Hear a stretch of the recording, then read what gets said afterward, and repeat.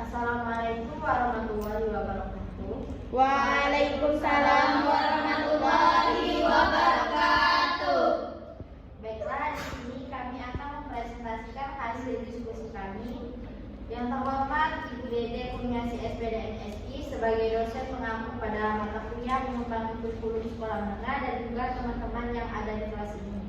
Topik yang akan kita bahas hari ini sesuai dengan tugas yang diberikan oleh dosen kita, yaitu menganalisis RPP dan silabus. Baiklah, saya selaku moderator yang akan membantu jalannya diskusi ini. Sebelumnya saya akan memperkenalkan anggota kelompok kami yang terdiri dari saya sendiri, Sarfiana Putri, dan teman saya, Vanessa Ismi Hidayah dan Nur Ainisa Fitri. Baiklah, langsung saja ke materi yang pertama yang akan dijelaskan oleh Vanessa Ismi Hidayah. Kepada Vanessa Ismi Hidayah, saya persilakan. Baik, di sini saya akan menjelaskan pengertian silabus. Menurut Aisyah 2011, silabus adalah rencana pembelajaran pada suatu atau kelompok mata pelajaran tema tertentu yang mencakup standar kompetensi dasar, materi pokok atau pembelajaran, kegiatan pembelajaran, indikator pencapaian kompetensi untuk penilaian, alokasi waktu dan sumber belajar. Adapun komponen silabus terdiri dari sumber belajar, kompetensi inti, kompetensi dasar, materi pokok, pembelajaran, penilaian, dan alokasi waktu. Ini contoh format silabus. Nah, selanjutnya analisis penyusunan materi kelas 11 yang ada di silabus. Yang pertama, senyawa hidrokarbon. Mengapa materi senyawa hidrokarbon terlebih dahulu yang dibahas daripada materi minyak bumi? Karena senyawa hidrokarbon seringkali dianggap sebagai konsep dasar dalam kimia organik. Memahami struktur, sifat, dan reaktivitas hidrokarbon memberikan dasar yang kuat sebelum mempelajari minyak bumi yang lebih kompleks. Senyawa hidrokarbon membentuk dasar untuk memahami struktur molekuler yang lebih kompleks, termasuk senyawa yang terdapat dalam minyak bumi. Pembahasan senyawa hidrokarbon dapat membantu mahasiswa memahami dasar-dasar struktur kimia organik. Senyawa hidrokarbon adalah representasi yang sangat relevan dalam kimia organik, dan banyak senyawa organik dasar terdiri dari rantai hidrokarbon. Oleh karena itu, membahas senyawa hidrokarbon memberikan pemahaman awal yang kuat tentang konsep organik. Urutan pembelajaran seringkali disesuaikan dengan tahap perkembangan dan pengetahuan siswa. Memahami senyawa hidrokarbon bisa dianggap lebih sesuai sebagai langkah awal sebelum memasuki materi yang lebih kompleks. Berikutnya, mengapa minyak bumi yang dulu dibahas daripada reaksi ekstoterm dan reaksi endoterm? Alasannya tuh mungkin materi minyak bumi mungkin dianggap lebih relevan atau memiliki keterkaitan yang kuat dengan konsep atau topik lain yang sedang atau akan dibahas. Pembelajaran seringkali disusun untuk membangun fondasi seiring waktu. Materi minyak bumi ini sering bisa dianggap sebagai konsep dasar atau dasar yang perlu dipahami terlebih dahulu sebelum melibatkan diri dalam konsep reaksi ekstoterm dan endoterm yang mungkin memerlukan pemahaman yang lebih mendalam. Yang berikutnya, mengapa reaksi ekstoterm dan reaksi endoterm dibahas terlebih dahulu daripada laju reaksi? Karena materi reaksi ekstoterm dan reaksi endoterm ini seringkali dianggap sebagai konsep dasar dalam kimia fisika. Untuk pemahaman energi yang terlibat dalam reaksi kimia. Memahami konsep perubahan panas dalam reaksi kimia dapat membentuk dasar yang kuat sebelum mempelajari aspek laju reaksi. Pemahaman ini juga dapat memberikan landasan yang kuat sebelum melibatkan diri dalam pembahasan lebih rinci mengenal laju reaksi. Berikutnya, mengapa laju reaksi yang dibahas terlebih dahulu daripada kesetimbangan kimia? Karena materi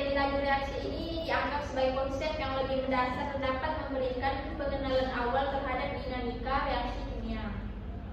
Hal ini dapat memudahkan siswa untuk memahami aspek-aspek lebih kompleks seperti kesetimbangan kimia. Konsep laju reaksi ini sering dianggap sebagai dasar penting sebelum membahas kesetimbangan kimia.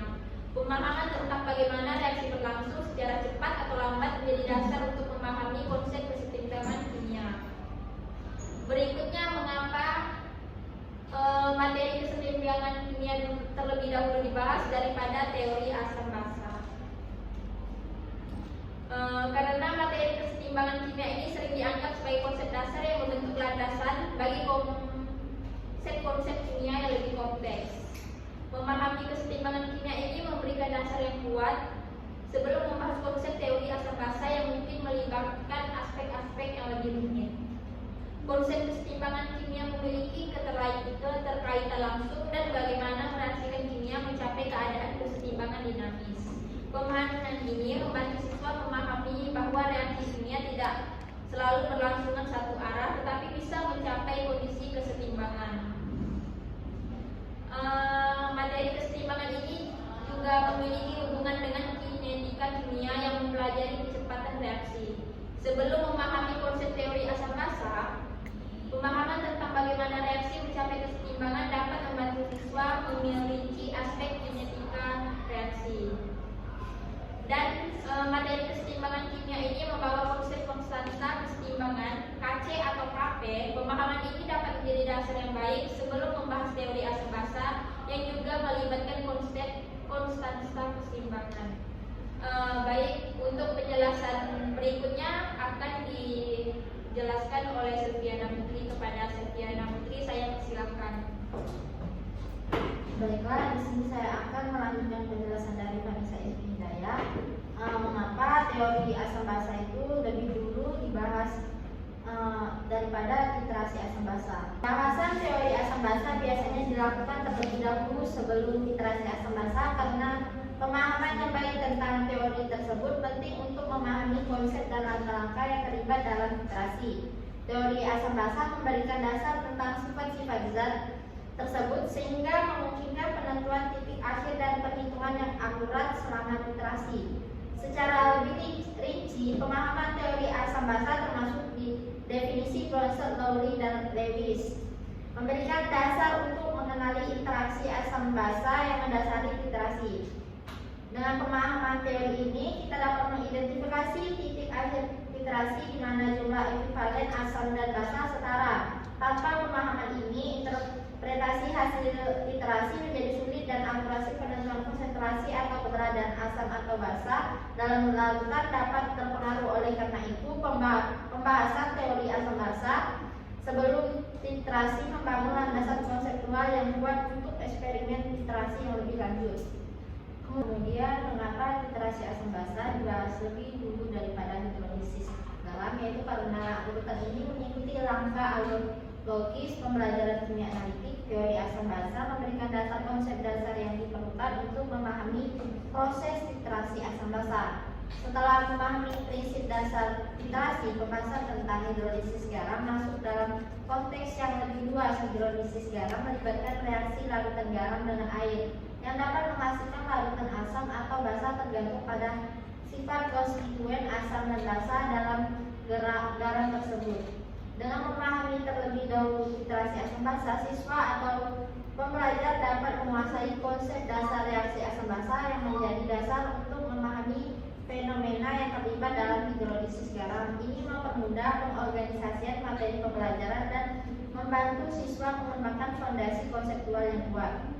Kemudian, mengapa materi hidrolisis garam dibahas lebih dulu daripada larutan penyangga? Itu karena hidrolisis garam mencakup pemahaman dasar tentang bagaimana suatu garam dapat memberikan efek asam atau basa dalam larutan. Pemahaman konsep ini penting sebelum menjelajahi larutan penyangga. Hidrolisis garam melibatkan reaksi antara ion garam dengan air menghasilkan larutan yang bersifat asam atau basa. Dengan memahami hidrolisis, siswa dapat mengidentifikasi kondisi di mana larutan garam menjadi asam atau basa. Selanjutnya, larutan penyangga melibatkan keseimbangan antara asam dan basa dalam larutan yang dapat merespons perubahan pH, pemahaman hidrolisis membantu siswa memahami dasar dari bagaimana larutan penyangga bekerja, karena beberapa garam dapat mempengaruhi sifat penyangga melalui proses hidrolisis. Oleh karena itu, urutan pembelajaran ini menciptakan kelogisan dalam pengembangan pemahaman konsep kimia analitik dengan memulai dari dasar hidrolisis garam sebelum merinci ke konsep larutan penyangga. Secara lebih rinci, pembahasan larutan penyangga lebih dulu memberikan pemahaman tentang bagaimana larutan dapat mempertahankan pH, terutama dalam respon terhadap penambahan asam atau basa. Hal ini menciptakan dasar untuk memahami konsep-konsep larutan dan hasil kali larutan. Larutan penyangga terlibat dalam keseimbangan ion yang mempengaruhi pH dan pemahaman ini menjadi dasar bagi siswa untuk menyelidiki lebih lanjut mengenai kelarutan zat dalam air. Sebagai contoh, pemahaman tentang pengaruh ion hidrogen dan ion hidroksida dalam larutan penyangga terhadap pH membantu siswa memahami bagaimana ion-ion tersebut dapat mempengaruhi kelarutan senyawa dalam larutan. Dengan memulai dari larutan penyangga, siswa dapat mengaitkan konsep-konsep ini dengan situasi dunia nyata dan eksperimen laboratorium, memberikan landasan yang lebih solid sebelum memasuki pembahasan kelarutan dan hasil kali kelarutan yang melibatkan hubungan yang lebih kompleks antara zat-zat dalam larutan. Kemudian, mengapa kelarutan dan hasil kali kelarutan dibahas lebih dulu daripada sistem koloid? Itu karena materi tersebut memberikan dasar untuk pemahaman zat-zat larutan terhadap bagaimana larutan penyangga dan dapat mempertahankan pH relatif stabil. Pemahaman ini penting sebelum masuk ke konsep kelarutan dan hasil kali kelarutan. Pengaruh penyangga terhadap kelarutan. Larutan penyangga dapat mempengaruhi kelarutan zat dalam air melalui mekanisme yang melibatkan keseimbangan ion dalam larutan. Dengan memahami larutan penyangga, siswa dapat lebih baik memahami faktor-faktor yang mempengaruhi kelarutan dan hasil kali kelarutan. Kaitan konsep larutan penyangga seringkali terkait erat dengan konsep kelarutan, terutama dalam konteks bagaimana penyangga dapat mempertahankan pH larutan saat terjadi penambahan asam atau basa. Pemahaman ini membantu siswa mengaitkan konsep-konsep ini secara kontekstual dengan memahami larutan penyangga lebih awal. Siswa dapat memiliki landasan yang kokoh sebelum menjelajahi materi kelarutan dan hasil kali kelarutan, yang ini dapat membantu pembelajaran yang lebih efektif. Mohon maaf, yang tadi itu alasan mengapa larutan penyangga lebih dulu dibahas sebelum kelarutan dan hasil kali kelarutannya. Kemudian pembahasan kelarutan dan hasil kali kelarutan lebih awal dibandingkan sistem koloid karena memberikan fondasi dasar dalam kimia larutan sebelum memasuki konsep yang lebih kompleks. Dalam kelarutan, siswa memahami faktor-faktor yang mempengaruhi kemampuan suatu zat larut dalam pelarut dan bagaimana hasil kali kelarutan berkaitan dengan konsentrasi ion dalam larutan. Konsep ini menjadi dasar untuk memahami perilaku sistem koloid yang melibatkan partikel-partikel yang jauh lebih kecil dan interaksi yang lebih kompleks. Dengan memulai dari kelarutan, siswa dapat membangun pengetahuan mereka secara bertahap, mulai dari konsep yang lebih sederhana hingga yang lebih kompleks. Ini memungkinkan siswa untuk lebih baik mengaitkan konsep-konsep ini dan mengembangkan pemahaman yang kokoh sebelum menjelajahi sistem koloid yang melibatkan sifat-sifat partikel dalam pelarut secara mendetail. Kemudian analisis penyusunan alokasi waktu kelas 11 yang ada di silatus. Alokasi waktu yang untuk materi pertama dan kedua itu 3 minggu kali 4 jam. Untuk materi yang kedua 3 minggu dikali 4 jam. Materi keempat 3 minggu kali 4 jam. Materi kelima 4 minggu per 4 jam.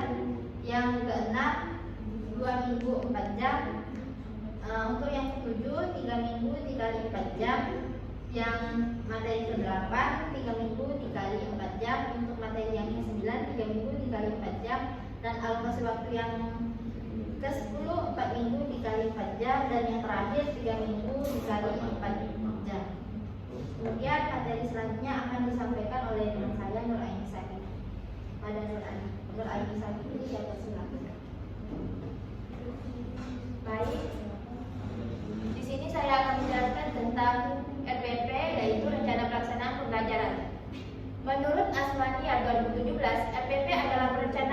dilakukan oleh guru sebagai persiapan dalam melaksanakan pembelajaran.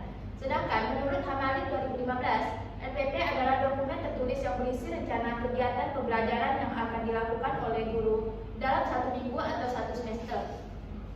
Berdasarkan definisi di atas, dapat disimpulkan bahwa RPP atau rencana pelaksanaan pembelajaran adalah perencanaan yang tertulis disusun oleh guru sebagai persiapan untuk melaksanakan pembelajaran. RPP mencakup rencana kegiatan pembelajaran yang akan dilakukan dalam 1 minggu atau 1 semester. Komponen RPP terdiri dari kompetensi inti atau KI, kompetensi dasar atau KD, indikator pencapaian, tujuan pembelajaran, materi pembelajaran, metode pembelajaran, alat atau bahan dan sumber belajar, alokasi waktu, kegiatan pembelajaran dan penilaian.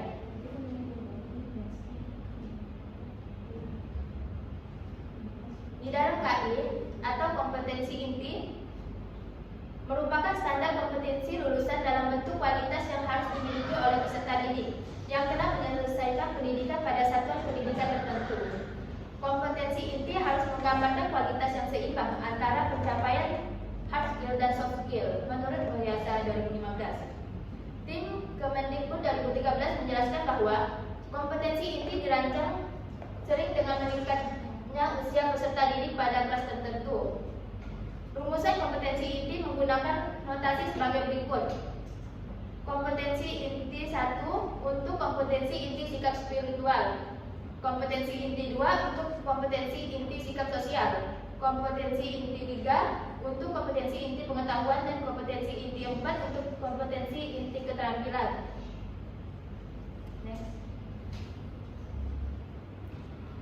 Pada kompetensi dasar atau KD adalah turunan dari standar kompetensi yang memiliki beberapa poin yang harus dikuasai oleh murid dalam mata pelajaran tertentu juga sebagai acuan untuk menyusun indikator pencapaian kompetensi. Zakaria 2016. Kompetensi dasar adalah perinci atau penjabaran lebih lanjut dari standar kompetensi atau kompetensi inti yang menguraikan beberapa poin atau aspek yang harus dikuasai oleh siswa dalam suatu mata pelajaran. Kompetensi dasar tidak hanya berfungsi sebagai pedoman bagi guru dalam merancang pembelajaran, tetapi juga menjadi dasar untuk menyusun indikator pencapaian kompetensi yang mengukur sejauh mana siswa telah mencapai poin-poin spesifik tersebut. Next. Indikator pencapaian. Indikator ini memberikan deskripsi lebih rinci tentang perilaku atau hasil konkret yang diharapkan dari siswa sebagai acuan untuk menilai keberhasilan mereka dalam penguasaan suatu mata pelajaran. Indikator ini memberikan deskripsi lebih rinci tentang perilaku atau hasil konkret yang diharapkan dari siswa sebagai acuan untuk menilai keberhasilan mereka dalam penguasaan suatu mata pelajaran tertentu. Di atas terdapat contoh kompetensi dasar dan indikator pencapaian. Tujuan pembelajaran. Permendiknas 2007. Tujuan pembelajaran adalah suatu gambaran proses dan hasil belajar yang diharapkan dicapai oleh peserta didik sesuai dengan kompetensi dasar. Tujuan pembelajaran membantu menciptakan pengalaman pembelajaran yang terarah dan bermakna bagi siswa sesuai dengan konteks pembelajaran yang dihadapi. Materi pembelajaran. Materi pembelajaran adalah bahan yang diberikan kepada peserta didik dalam situasi dan memuat pesan pembelajaran. Menurut Zakaria 2016. Di atas terdapat contoh silabus untuk materi pembelajaran dan penjelasannya. Metode pembelajaran Sutikno 2009. Metode pembelajaran adalah cara-cara menyajikan materi pelajaran yang dilakukan oleh pendidik agar terjadi proses pembelajaran pada diri siswa dalam upaya untuk mencapai tujuan. Di samping terdapat contoh metode pembelajaran pada RPP kelas 10 MAN Yogyakarta. Alat atau bahan dan sumber belajar. Dengan menggunakan alat dan bahan pembelajaran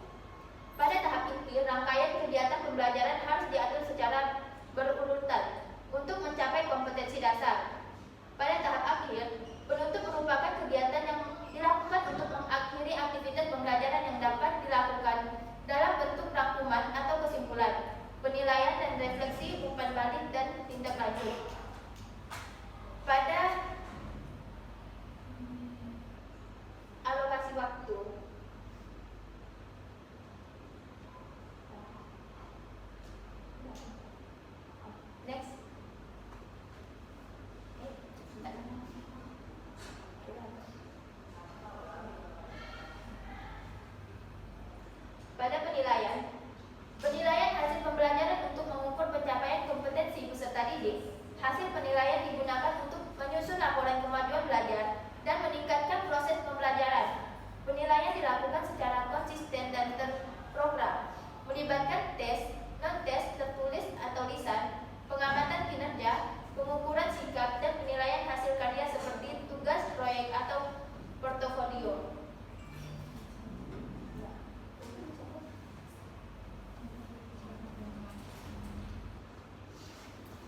Setelah ini saya serahkan kepada moderator.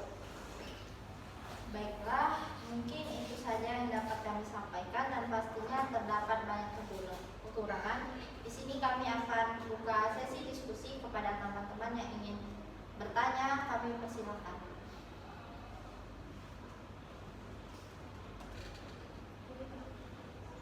Baiklah, kepada Hidayat Nisa. Izin bertanya, setelah penjelasan teman-teman tadi, ada pun pertanyaan yang mau sampaikan yaitu bagaimana cara atau langkah-langkah untuk membuat silabus.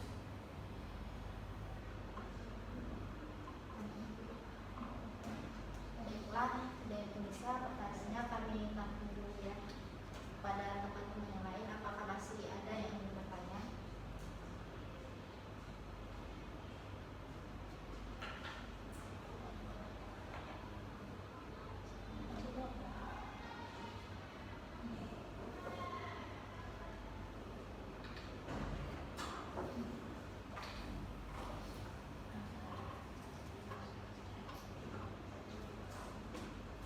Baik, langsung saja saya menjawab pertanyaan dari Hidayat Nisa, bagaimana cara atau langkah menyusun silabus.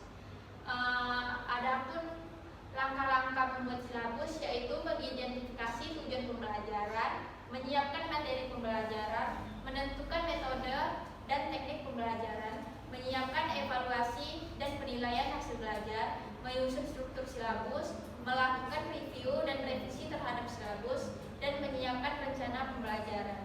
Kepada saudari Hidayat Nisa, apakah diterima? Terima kasih atas jawabannya. Dapat saya mengerti. Kepada teman-teman, apakah masih ada yang ingin bertanya?